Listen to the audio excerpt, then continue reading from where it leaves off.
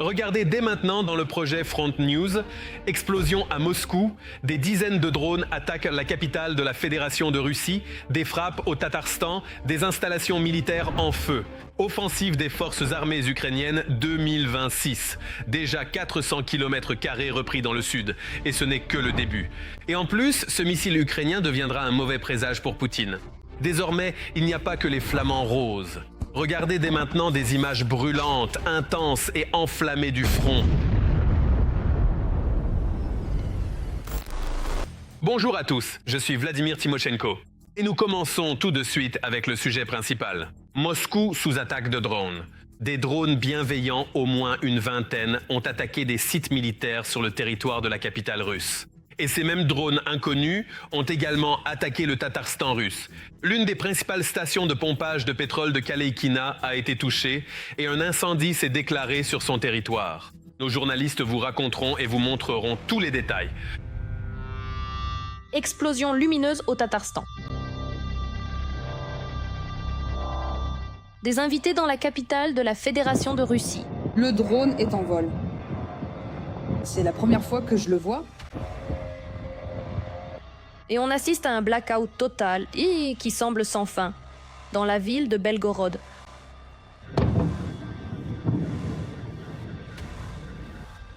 On dirait bien que l'opération militaire spéciale se déroule vraiment comme prévu. Je me demande si c'est vraiment ce que voulait Poutine.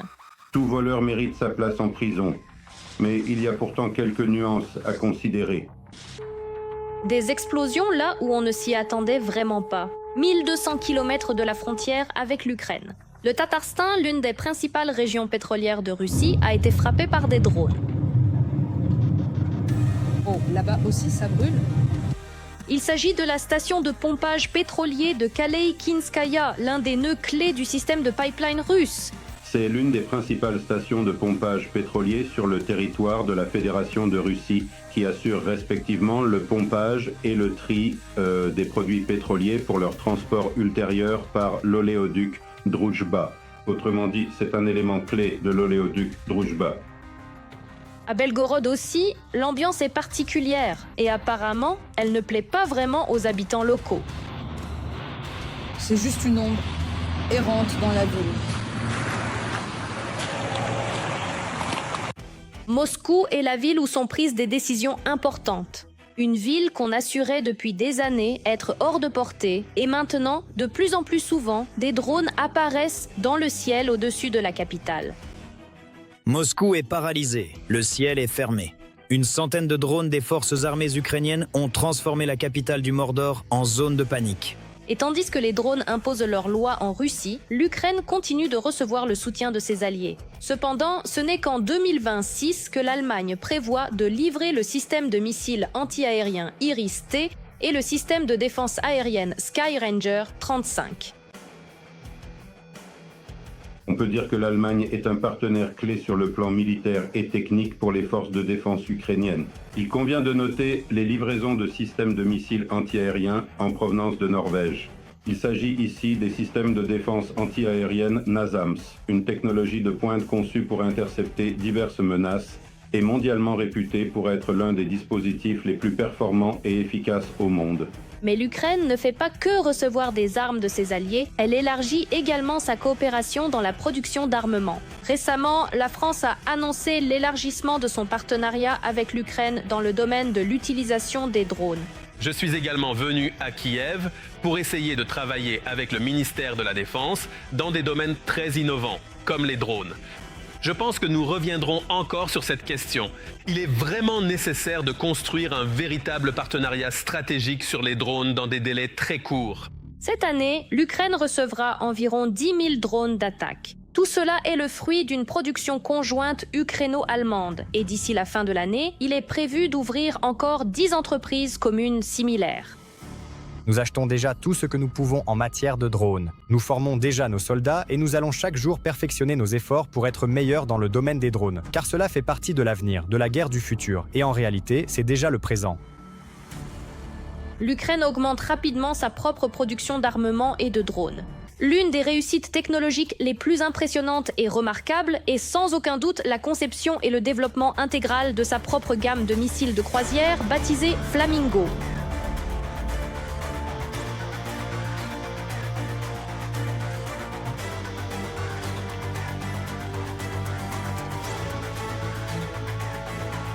Mais Kiev ne s'arrête pas là et ouvre déjà des perspectives pour l'exportation de sa propre production militaire, tout en répondant bien sûr en priorité aux besoins des forces armées ukrainiennes.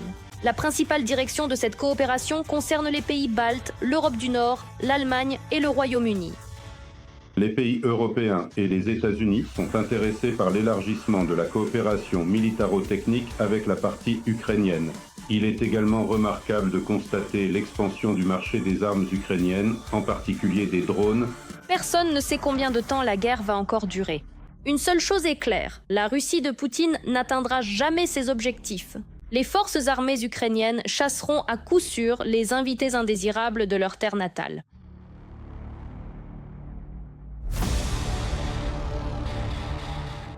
Et maintenant, une analyse de la situation opérationnelle sur le front enflammé de Pokrovsk. Des combats extrêmement violents se poursuivent. Sur le secteur de Pokrovsk, l'ennemi a mené 22 attaques. Les occupants ont tenté d'avancer dans les zones des localités de Rodinskoye, Pokrovsk, Udachnoye, Filia et en direction des localités de Belitskoye, Gritchino et Novopodgorodnoye. De plus, lors de l'offensive dans le sud, les forces de défense ukrainiennes ont libéré 8 localités et environ 400 km² de territoire. Peut-on dire que la contre-offensive des forces armées ukrainiennes a commencé? Et si oui, quelles sont les perspectives réelles pour les défenseurs ukrainiens? Et qu'est-ce qui menace l'armée ennemie? Toutes les réponses dans notre prochain reportage. Les troupes aéroportées d'assaut des forces armées ukrainiennes sont officiellement passées à l'offensive. Une déclaration correspondante a été publiée la veille par le commandement des troupes aéroportées d'assaut. Ainsi, en réalité, l'état-major général a dissipé les rumeurs et a déclaré ouvertement « l'Ukraine avance ». La principale mission assignée aux unités est de contrecarrer les plans des occupants visant à progresser dans les régions de Dnipropetrovsk et de Zaporijia, ainsi que d'anéantir le groupement ennemi et de le repousser au-delà des frontières de la région de Dnipropetrovsk. Nous pouvons vraiment dire aujourd'hui que l'activité contre-attaquante des forces de défense ukrainiennes se manifeste actuellement dans la direction de Huliaïpol, dans la direction de Stepnohorsk, et pas seulement. Ce n'est pas seulement le front sud, loin de là. C'est pourquoi il est évident que l'Ukraine utilise à la fois les ressources de réserve dont nous disposons et les opportunités qui se sont ouvertes, y compris, entre autres, en introduisant un certain chaos, comme les coupures du même Starlink. Dans le même temps, plusieurs analystes militaires notent que la Fédération de Russie commence peu à peu à reprendre ses esprits. Il a été décidé à Moscou de transférer des réserves, qui étaient à préparer pour l'offensive de printemps, vers les endroits où les forces armées ukrainiennes ont percé. Les occupants tentent également, en partie, de rétablir une communication fiable sur le front. Cependant, pour l'instant, ni l'un ni l'autre ne donnent de résultats significatifs. Il y a plusieurs raisons principales au succès des attaques ukrainiennes. Cela inclut la coupure de Starlink, qui a entraîné la perte d'une communication stable pour les militaires russes, ainsi que l'épuisement général des unités de Poutine sur ce secteur du front, après de longues attaques ininterrompues. De plus, les forces armées ukrainiennes ont également profité des conditions météorologiques, notamment du brouillard, qui auparavant avait à plusieurs reprises joué en faveur des militaires russes. Un autre facteur essentiel du succès ukrainien a été la préparation des militaires russes de l'autre côté de la ligne de front, ou plutôt son absence quasi totale. Je vais le dire franchement, 80% sont des troupes non préparées. Ce sont ceux qu'ils ont rassemblés dans différents villages sous divers prétextes. Mobilisation, recrutement et pression. Voilà, et en conséquence, ils les envoient directement au combat. Il convient également de noter que les discussions sur la libération par les forces armées ukrainiennes de centaines de kilomètres carrés de l'Ukraine ont désormais été officiellement confirmées par les militaires. Ainsi, le porte-parole des forces de défense du Sud, Vladislav Voloshin, a déclaré que plus de 300 kilomètres carrés avaient déjà été libérés et que la progression de nos soldats se poursuivait. Les forces ukrainiennes contre-attaquent sur un large front sur environ 30 km de Varvarovka à Ternova-Ternovatoï. Si sur toute cette distance, on nettoie le territoire des militaires russes infiltrés, on obtiendra justement ces 300 km². Le commandement souligne que les informations sur l'avancée des forces armées ukrainiennes sont communiquées avec un certain retard, afin de ne pas compromettre les opérations, comme cela s'est déjà produit par le passé. Mais même ce qui a déjà été annoncé publiquement permet de faire des prévisions prudentes selon lesquelles les succès des forces de défense pourraient empêcher la grande offensive de printemps de Poutine. À ce sujet, on peut dire que l'Ukraine, encore une fois, sans vouloir anticiper, car la sécurité de l'opération militaire en cours est primordiale, a réussi, à mon avis, du moins pour aujourd'hui, à apporter des ajustements à la conduite de l'opération offensive Zaporozhye-Orikhiv de la Fédération de Russie. Et c'est là, en effet, qu'il faut mettre 3 points de suspension. Comme cela a déjà été souligné précédemment, d'excellents résultats sont obtenus non seulement par les unités d'assaut des forces armées ukrainiennes, mais aussi par les forces des systèmes de drones, qui ne cessent d'augmenter les pertes de l'ennemi.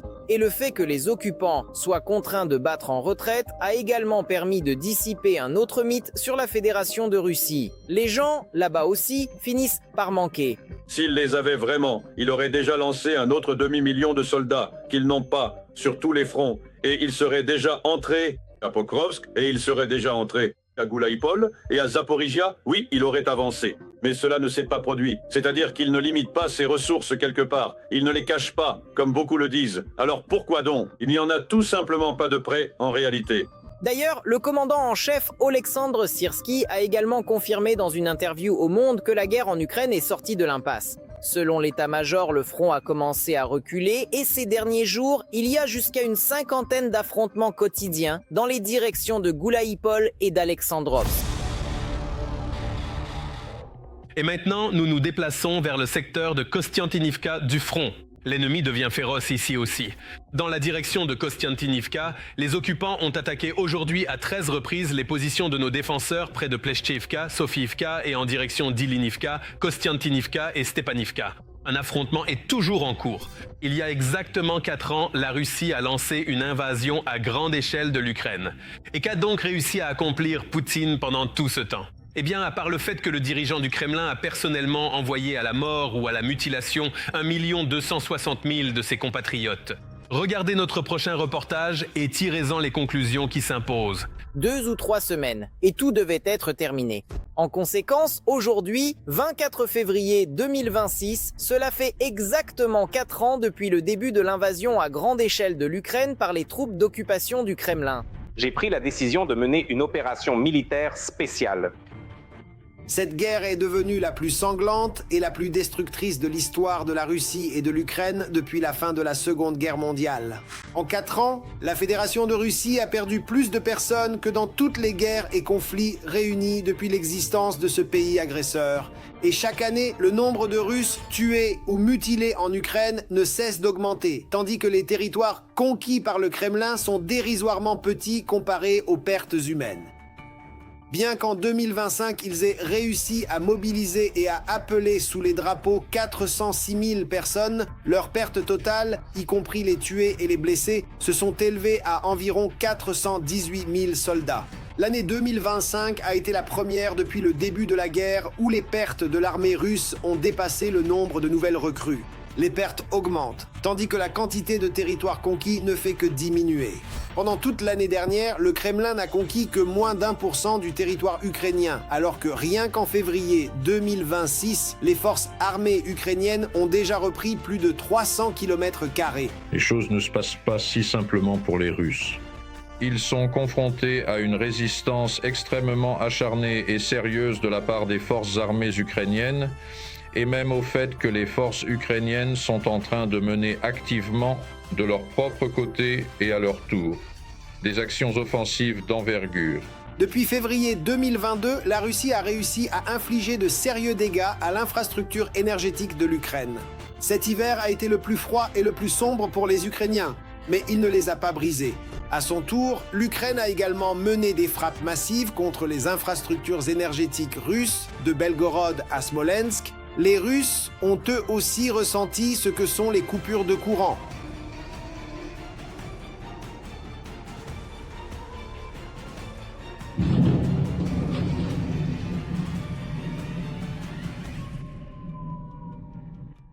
Oh là là, on est en train de nous bombarder. C'est vraiment ça?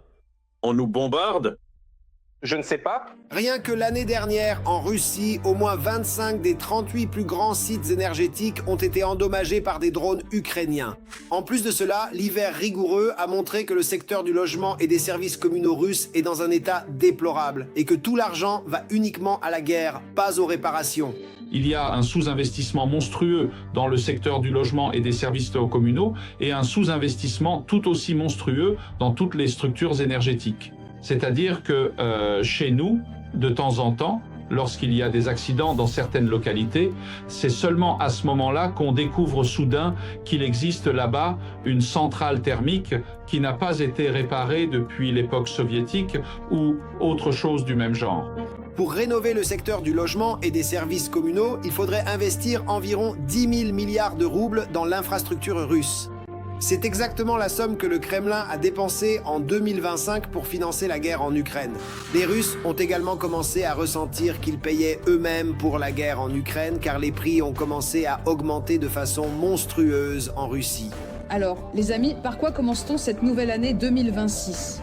Exactement par « Voilà, mon mari est allé faire les courses ». À votre avis, combien tout cela a-t-il coûté? 3 000 roubles. Vous avez vu ça?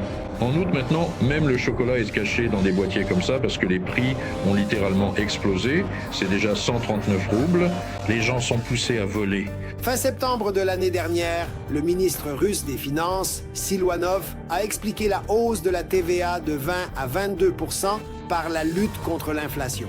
Mais après l'introduction de la nouvelle TVA, il a déclaré ouvertement « Tous les Russes doivent payer pour la guerre en Ukraine ». Nous avons besoin de dépenses supplémentaires pour la défense et la sécurité. Aujourd'hui, c'est la tâche principale de notre pays. Et afin de fournir les ressources nécessaires, oui, nous modifions également la taxe sur la valeur ajoutée. Il faudra au minimum 2 ou 3 ans pour rattraper les années perdues pendant lesquelles toutes les ressources étaient tout simplement extraites du secteur civil. Encore une fois, les gens n'achètent pas de chars, les gens n'achètent pas de missiles, et pourtant c'est précisément cela qui est produit. Naturellement, les prix augmentent pour ce qui n'est pas produit.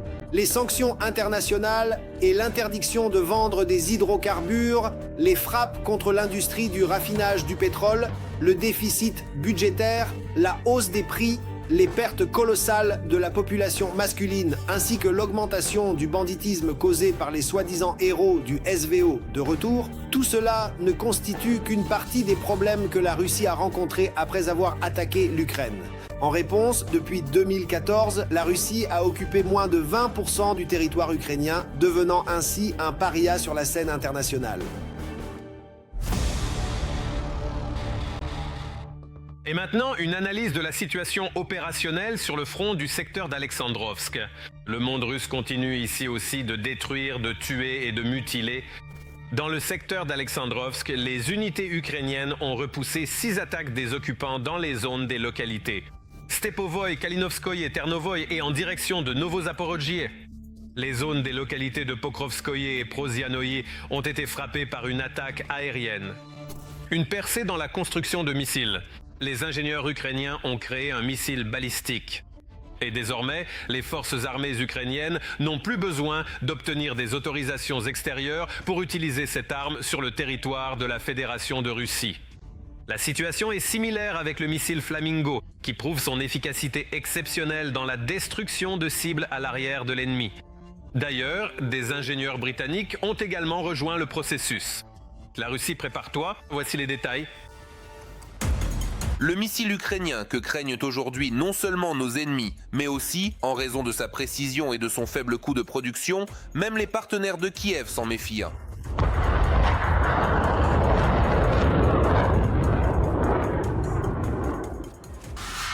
En février 2022, nous avons demandé à nos partenaires occidentaux de fermer l'espace aérien au-dessus de l'Ukraine.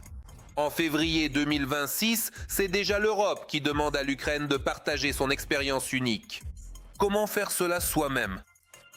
C'est une technologie très simple. Il n'y a rien de compliqué ici. De nombreux livres ont été écrits à ce sujet. Tout y est expliqué, comment cela se fait, ce qu'il y a de compliqué. Il s'est avéré que les technologies modernes de défense anti-aérienne américaines et européennes présentent un énorme défaut. Leur Coût. Même si technologiquement les armes occidentales n'ont pas d'égal, compte tenu des réalités actuelles du combat, l'OTAN ne pourra se défendre contre les missiles drones ennemis que pendant quelques jours. L'Occident n'a tout simplement pas les moyens d'en faire plus. En effet, chacun de ces missiles coûte des dizaines, voire des centaines de fois plus cher que les drones qu'ils détruisent. Actuellement, intercepter un Iskander coûte plus de 6 millions de dollars. Et c'est là que l'Ukraine vient en aide à l'Occident avec son missile unique Flamingo. Nous voulons faire baisser ce coût à 1 million et demi pour que l'interception d'un Iskander coûte grâce au missile FP9 grâce au missile FP7.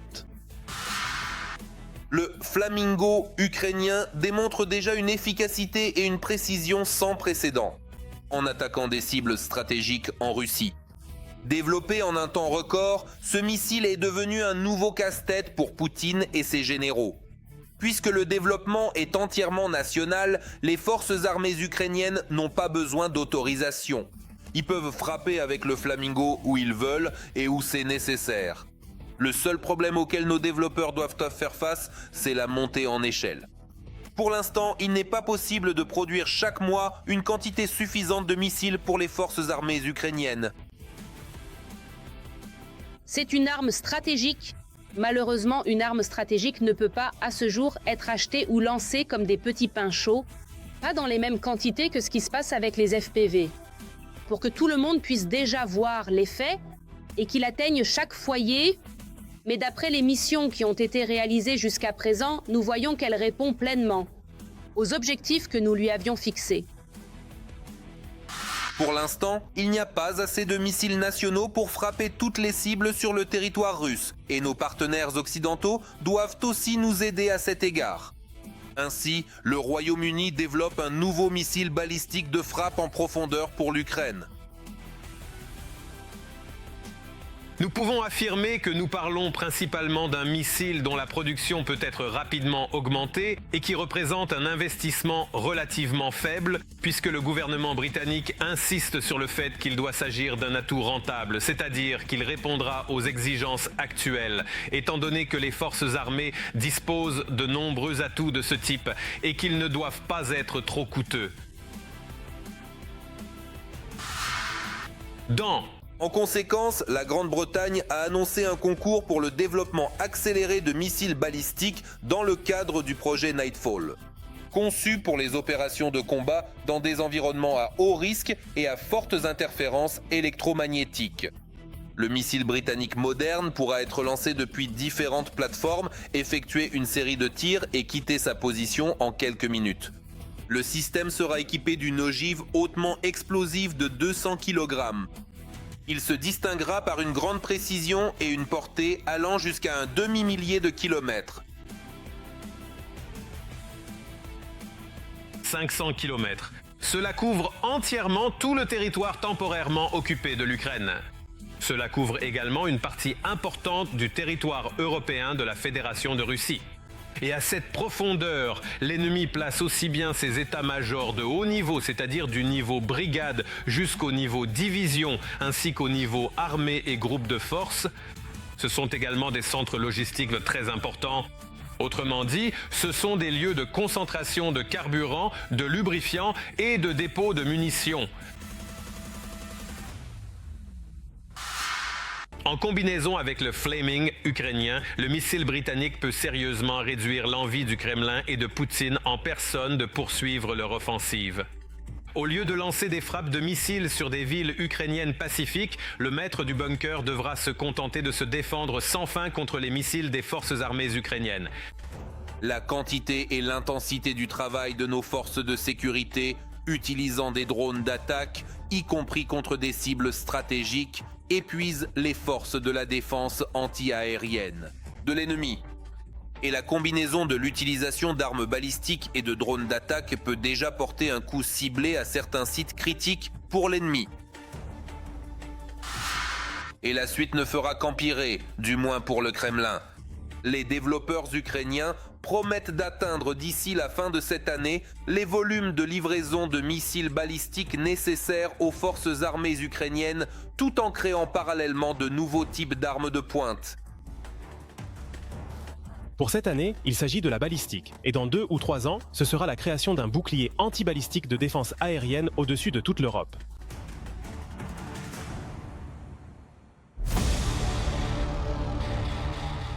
Et maintenant, une analyse de la situation sur le front du secteur d'Orekov. Soyons honnêtes, c'est encore un objectif sacré pour Poutine et toute sa clique. En conséquence, ici aussi, la situation est tendue à l'extrême. Sur le secteur d'Orekov, l'ennemi a attaqué à 2 reprises les positions de nos défenseurs dans les régions de Primorsky et Stepnoy.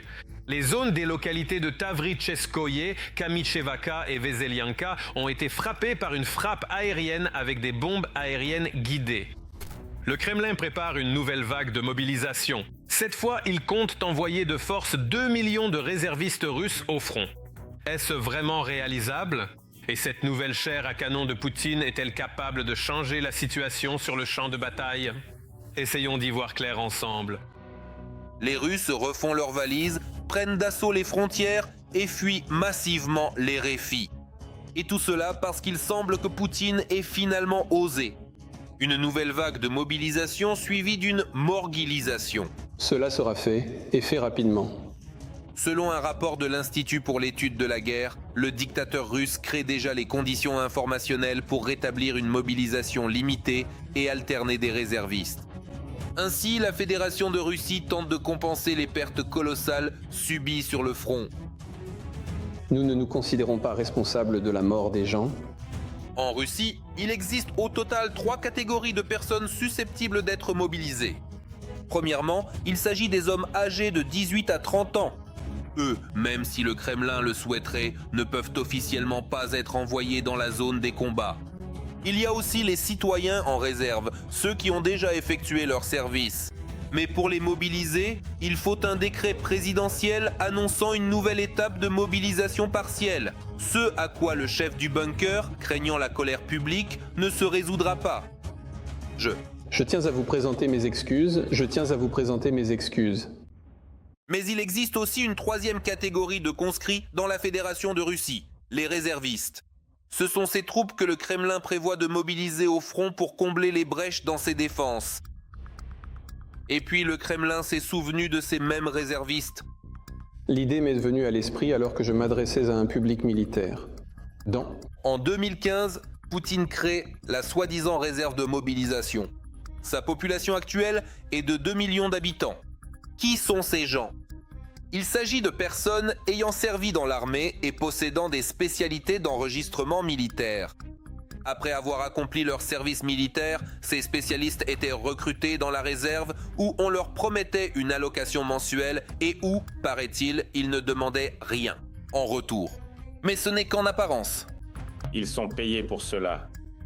Une certaine somme d'argent, auparavant ce n'était pas grand-chose, maintenant on promet d'augmenter ces paiements.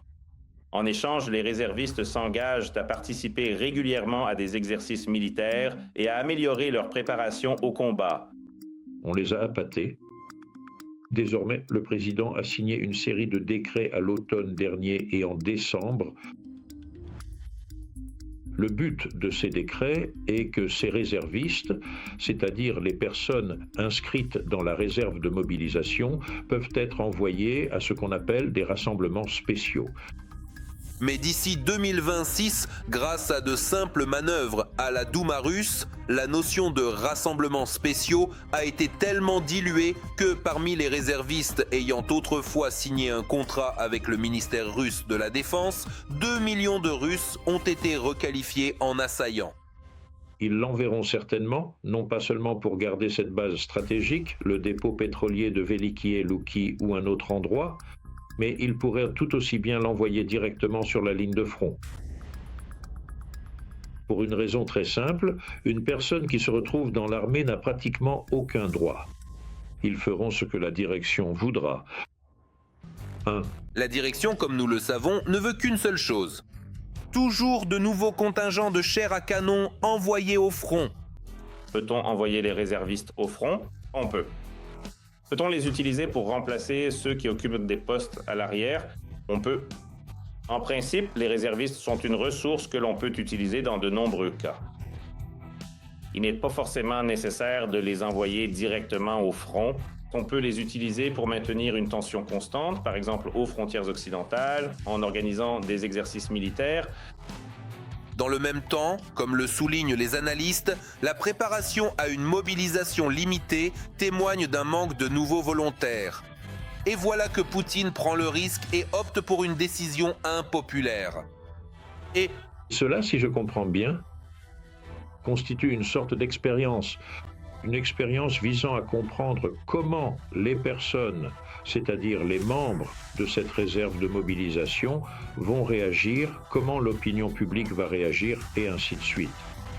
Mais quelle que soit la réaction de la société, il n'est pas encore question d'une mobilisation générale en Russie. Selon les experts, il est peu probable que le Kremlin décide d'une nouvelle vague de mobilisation. Du moins, dans un avenir proche. La précédente, lancée en 2022, a suscité trop de mécontentement. Cependant, par précaution, les hommes ont déjà commencé à quitter massivement la Fédération de Russie, qui constitue actuellement le plus vaste État de la planète, se déploie de façon spectaculaire sur de nombreux fuseaux horaires, s'étendant sans fin depuis les plaines fertiles de l'Europe de l'Est jusqu'aux confins sauvages de l'Asie du Nord, couvrant ainsi une part immense de la surface terrestre totale. C'était Vladimir Timochenko avec vous. Prenez soin de vous et de vos proches.